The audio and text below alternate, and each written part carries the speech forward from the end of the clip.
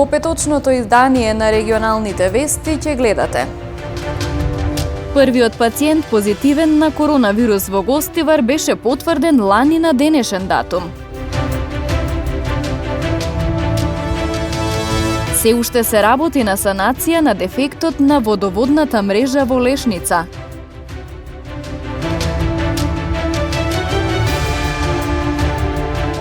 На 19 март 1943 била формирана Комунистичката партија на Македонија.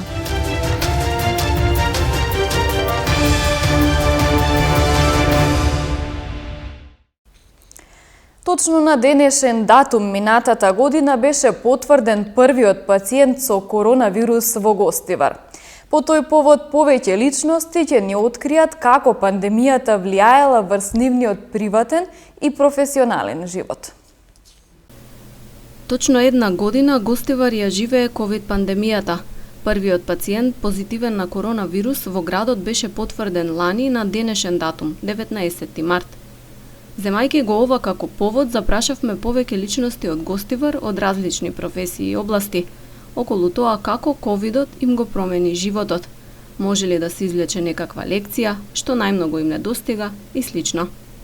Пандемијата ме затекна во период кога парламентот беше распуштен, па на почеток, да бидам искрена, и можеби малку ми годеше таа атмосфера, бидејќи јас долго време не сум се нашла во состојба да поминувам во домот толку период, да не речам и по цели денови. Ми дојде добро таа промена, но секако општо за социјалниот живот, за социјалното здравје, за психичката состојба на сите нас, сметам дека влијаеше на некој начин и негативно, но сепак се вративме на оние семејни, традиционални наши вредности, на она дека ручекот семеен, кога ќе се соберат сите на маса, не е само ручек, туку значи нешто многу повеќе. Затоа велам, во секое лошо треба да се гледа и добра страна, секогаш има и добра страна.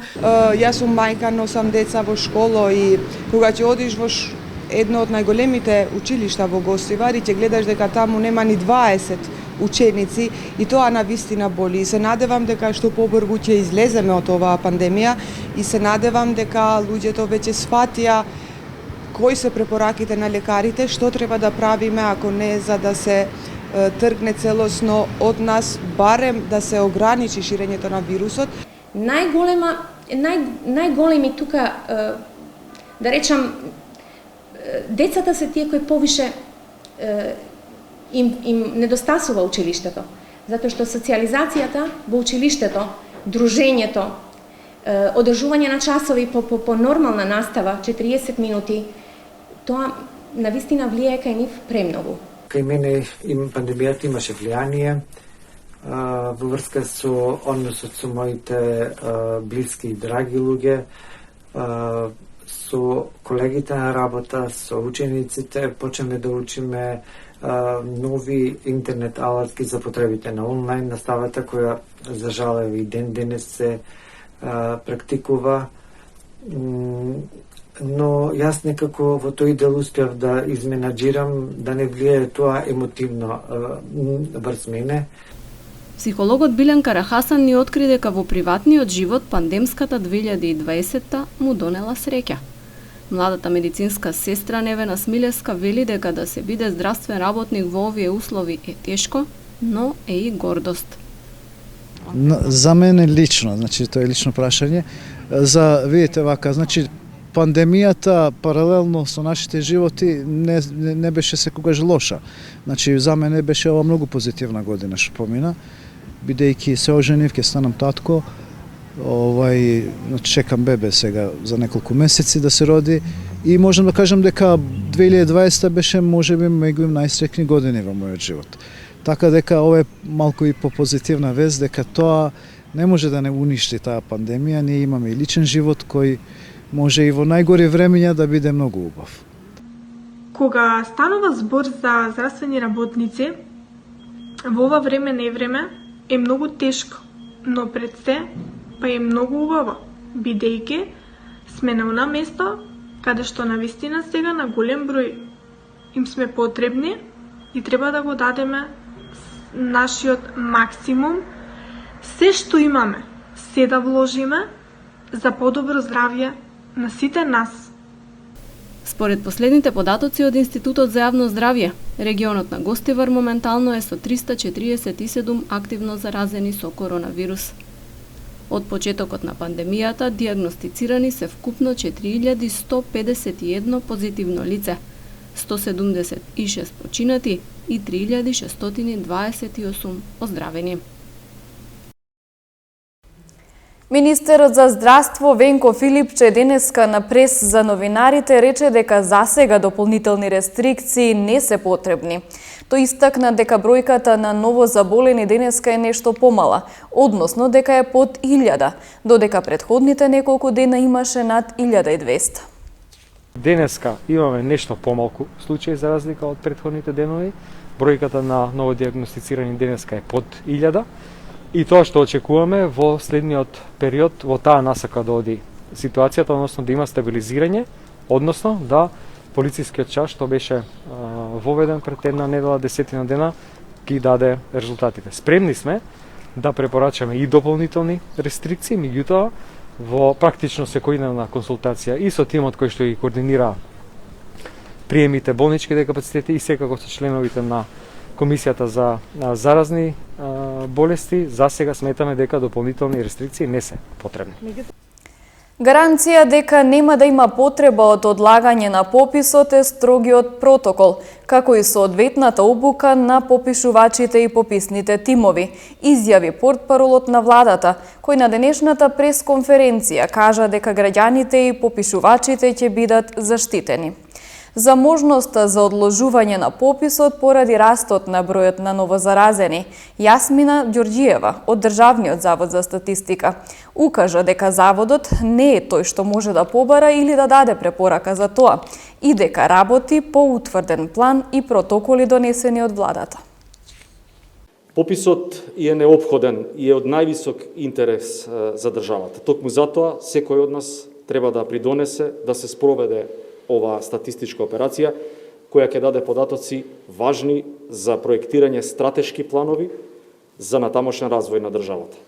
Методологијата е дефинирана според сите стандарди на Обединетите нации и на Евростат и гарантира успешност. Институциите имаат капацитет и гарантираат спроведување на пописот согласно сите здравствени протоколи во услови на пандемија и граѓаните ќе бидат заштитени. Поред протоколот, секој попишувач ќе биде инструиран, односно ќе има обврска пред влегувањето во секое домакинство да се дезинфицира. Што значи, треба да стави маска, треба да ги дезинфицира рацете, да го дезинфицира лаптопот и потоа да влезе во вашето домакинство. Кога ќе излезе од вашето домакинство, повторно ќе го стори истото. Така што сметаме дека, почитувајќи ги овие правила, нема причина за сомнеш дека може би да се случи некој да го пренесе вирусот. Државниот завод за статистика не е тој кој може да побара или да даде препорака или нешто слично. Ние работиме според утврден план, работиме според протоколите што ги донесе владата и се додека не се донесе некоја поинаква одлука, ние ќе ги почитуваме постоечките рокови што ни се зададени. Рестрикциите во водоснабдувањето продолжуваат и денес поради дефектот на водоводната мрежа во Лешница. Надлежните велат дека оштетувањето овој пат е од помали размери и дека се работи на негова санација. Во рок од 1 месец тетовци втор пат остануваат без вода за пиење со денови. Градот четврти ден се соочува со недостиг на вода и рестрикции по дефектот кој што се случи поради лизгање на земјиште во линијата во Лешница. Оштетувањето на главната цевка се случи на истото место како и пред неколку недели, кога беа потребни десеттина дена за санирање на дефектот. Се уште се работи на санација на дефектот. Покрај специфичниот терен, отежнуваат и лошите временски прилики во местноста. Условите кои што се таму се многу тешки за работа, се уште имаме врнежи од снегот во тоа место сега. Тоа е една работа и втора работа е клизиштото се уште работи. Значи не е стабилно. Ние ќе ја причврстиме цевката денеска и ќе можеме да ја пустиме водата. Да пробаме да нормализираме системот со водоснабдување. Во мало поповолна состојба сме за разлика од прошлиот пат, затоа што имавме и проводен пат за дотур на опрема и на материјали до горе за санација на дефектот и тоа ни намалува временскиот интервал на реализација на санацијата. Тоа е едната работа. Меѓутоа, сега се соочуваме со нешто друго што го немавме прошлиот пат, а тоа е невремето кое што го имаме. Зашто прошлиот пат имавме многу добро време, ни помогна доста во тој дел, за да работиме послободно. Сега имаме малку проблем со временските неприлики кои што се таму. Граѓаните се жалат дека повторно во време на пандемија останаа без вода за основните потреби. Многу тешко носиме од чешмата, видиш што може да снимите. И гориме на чешмиче, така земаме од таму вода. Стануваме кога има ноќе, ако дојде полниме. Тој што има хидрофор има, ама кога не има вака рестриктивно многу подолго време и тие со хидрофорите се незадоволни. Нема вода.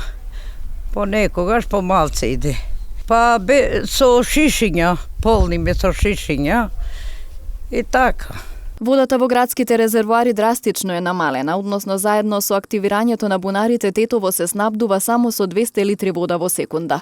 Со цел еднакво обслужување со вода за пиење во сите критични делови на градот. Јавното комунално предпријатие воведе рестрикции 3 пати во едно деноноќие, кои ќе траат до санирање на дефектот. Навршуваат 78 години од формирањето на Комунистичката партија на Македонија. На денешен ден 1943 година во Тетово биле поставени темелите на Централниот комитет на КПМ, а годинава поради пандемијата во дворот на музеот изостана свеченото одбележување. Се одбележуваат 78 години од формирањето на Централниот комитет на Комунистичката партија на Македонија. На денешен ден во 1943 година во Тетово биле поставени темелите на партијата. Првиот Централен комитет го сочинувале повеќе комунисти, меѓу кои генералниот секретар на партијата Лазар Колешевски и Кузман Јосифовски Питу. Идеен творец и човекот кој што најповеќе придонел за формирање на КПМ бил Кузман Јосифовски Питу, кој што бил во тој период организационен секретар на формирање на Комунистичка партија на Македонија. Тој преку 20 пати во зимата 43 година дошол во Тетово и ја определил каде ќе се организира овој состанок. Тој е организиран значи во оваа куќа на семејството Јовановци, бидејќи гледате се наоѓа под Балтепе, има добра конфигурација, може лесно да се обезбеди и во случај на провала, бидејќи војна било нормално, може луѓето кои што биле тука да ја напуштат оваа куќа. Има тука и повеќе скривници од кои што тие можеле да се засолнат. Овдека се удрени темелите кои што не се гледаат директно, но во самите одлуки се трасира патот за една македонска држава. Благодарејќи значи на овие две да речем многу значајни моменти од НОП, тоа е значи овој ден 19 март и 2 август, ние сме биле во можност да во склоп на СФРЈ формираме Република Македонија, која потоа, знаете, на 8 септември прогласи на референдумот независност. Оваа година поради пандемијата со COVID-19 изостана свеченото одбележување и положување свежо цвеќе од страна на низа делегации и ученици пред бистата на Јосип Броз Тито во дворот на музеот. За жал, поради пандемијата не сме во можност да организираме поголеми прослави, иначе треба овој ден да се одбележи како што му доликува. Инаку куќата на Јовановци на Два Бреста, во која била формирана Комунистичката партија на Македонија, денеска представува значајно културно и историско обележје на градот Тетово. Лишен од слобода е 52 годишник од Тетовско Слатино, кој што превезувал огревни дрва без дозвола. На регионалниот пат Дебар Мавровјанови приведен е руски државјанин без документи за идентификација. Следуваат деталите од полицискиот билтен. Во текот на изминатото деноноќие за неносење заштитни маски на вкупно 79 лица, 52 од Тетово и 27 лица од Гостивар изготвени им се прекршочни платни налози, согласно член 6 од соодветната владина уредба.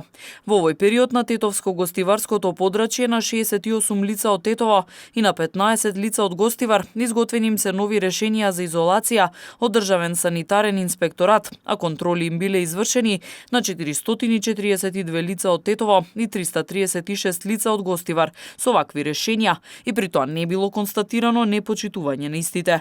Во периодот од 22 часот на 18 март до 5 часот на 19 март 2021 на подрачјето на СВР Тетово регистриран еден случај од Тетово за непочитување, односно кршење на владината одлука за целосна забрана за движење на граѓаните, односно на полицискиот час. Вчера околу 15 часот во тетовското село Варвара во местноста Ѓинов камен. Полициски службеници на СВР Тетово лишиле од слобода 52 годишникот Тетовско Слатино, кој со патничко моторно возило со скопски регистарски ознаки превезувал огревни дрва без потребните документи. Извршен е увид, а времено му биле одземени возилото, дрвата и моторната пила и предадени се на шумска полиција за натамошна постапка. Се расчистува и документира случајот. Вчера вечер во 22 часот 47 годишникот Тетово пријавил дека околу 20 часот и 20 минути физички бил нападнат од неговиот 20 годишен сосед. Случајот целосно е расчистен и против него ќе биде изготвен соодветен поднесок.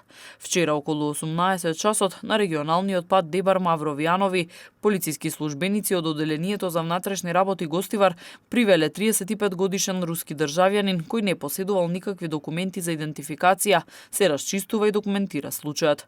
Вчера пак околу 18 часот и 45 минути на улица Иво Лола Рибар во Тетово, патничко моторно возило со тетовски регистарски ознаки, кој го управувал 66 годишен тетовец, удрило во 22 годишен тетовец и го напуштило местото, но набрзо потоа возилото било пронајдено.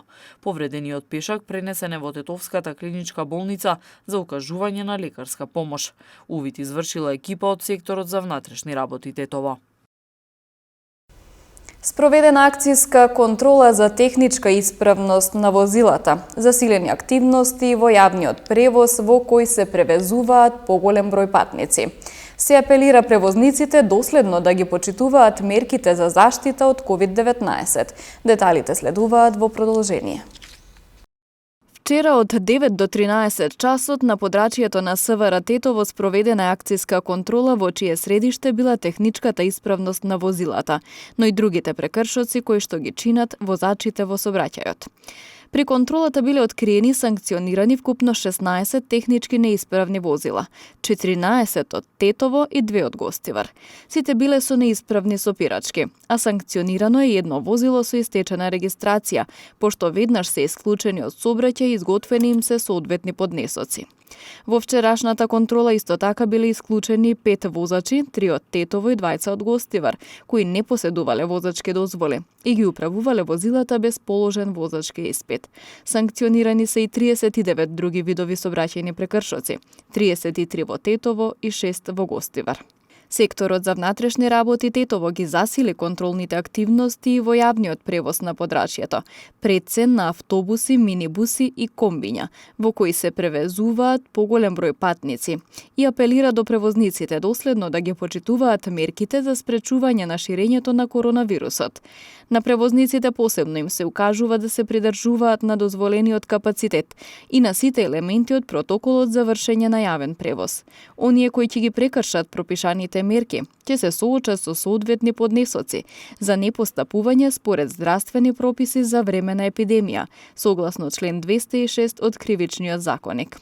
Истото се однесува и на патниците кои се превезуваат во јавниот превоз и кои не користат адекватна заштита на лицата, а на кои ќе им следуваат соодветни поднесоци.